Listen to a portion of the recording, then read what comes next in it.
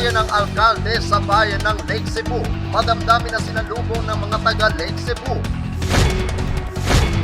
Rice production plan ng lalawigan ng Cotabato sa taong 2024, iprinisenta ng OPA. Barangay Upper Katungal sa lungsod ng Tacurong, muli nagdepensa sa National LTIA 2023. Yan ang ulo ng mga balita sa pagbabalik ng Soxurgen Headliners.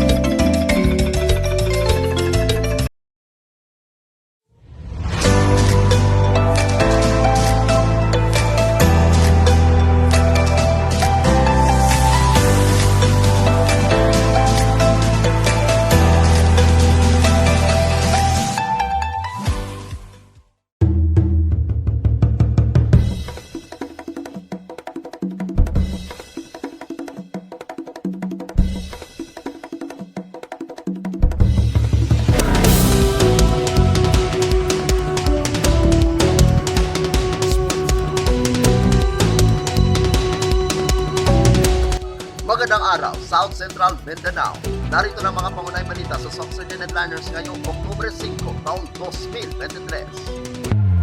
Labi ng alkalde sa bayan ng Lake Cebu, madamdamin na sinalubong ng mga taga Lake Cebu. Narito ang ulat.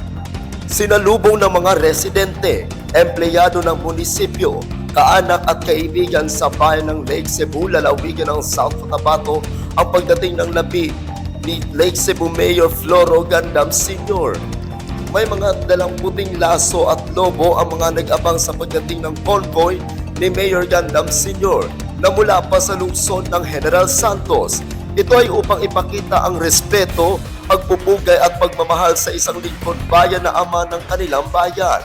Matatandaan na na-stroke ang alkalde noong ika-28 ng Setyembre kasalukuyang taon na nadala pa sa paggamutan sa lungsod ng General Santos.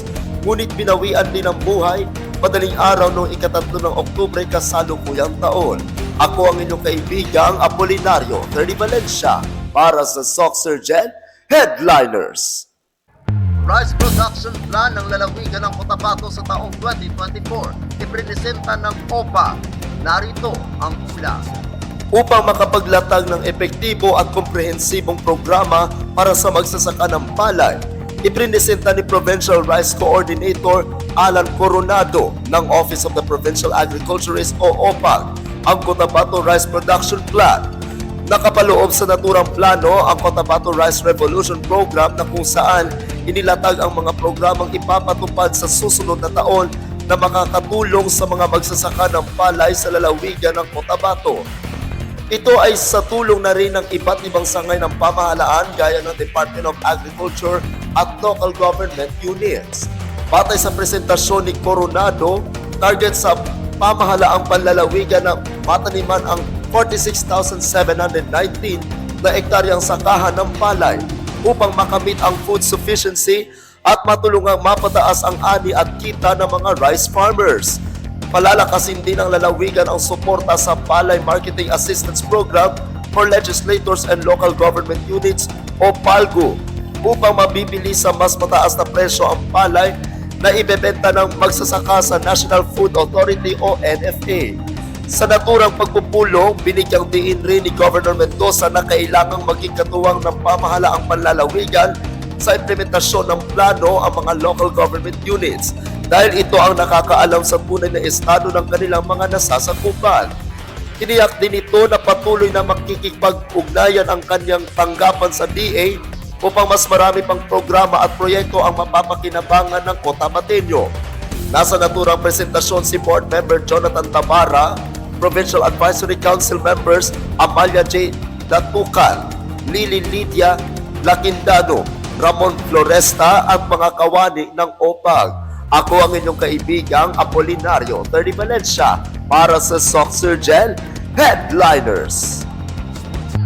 Para sa uling balita, Barangay Upper Katungal sa lungsod ng Tacurong muling nagdepensa sa National LTIA 2023. Muli na namang dinepensahan ng Barangay Upper Katungal ang kanilang lupong tagapamayapa Incentive Awards o LTIA sa kanilang pambansang kampyonato mula sa mga taga-suri para mapatuloy nila ang best tagapamayapa sa bansa.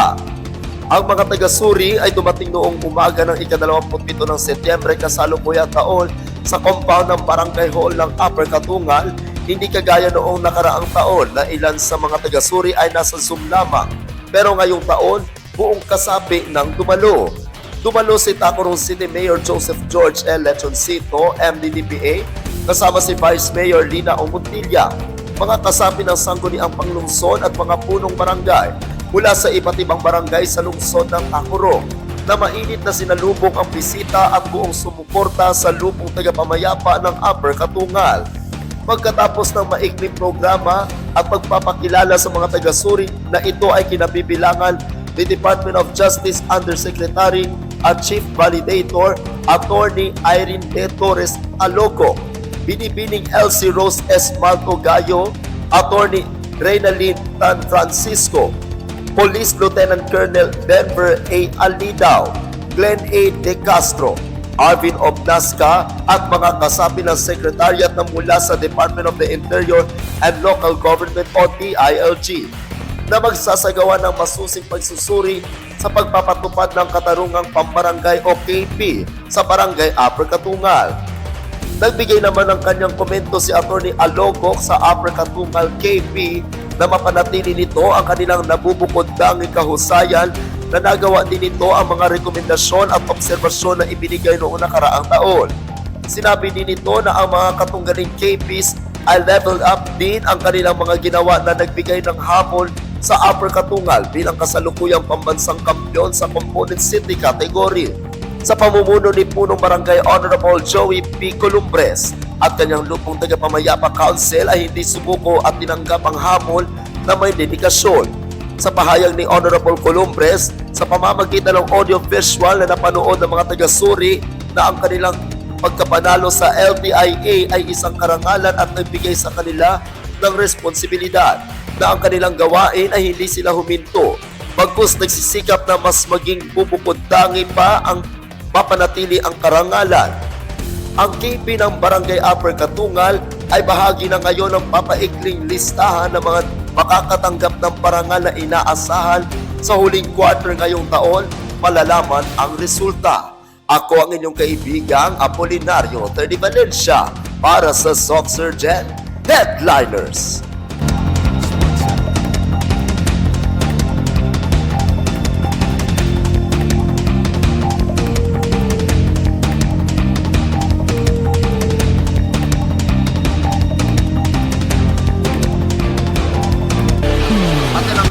Balita sa araw nito, mga balitang kailangan niyo malaman, balitang walang kinakampihan, mga balitang totoo, mga balitang may dalang aral at inspirasyon. Ito ang Soxurgen Headliners.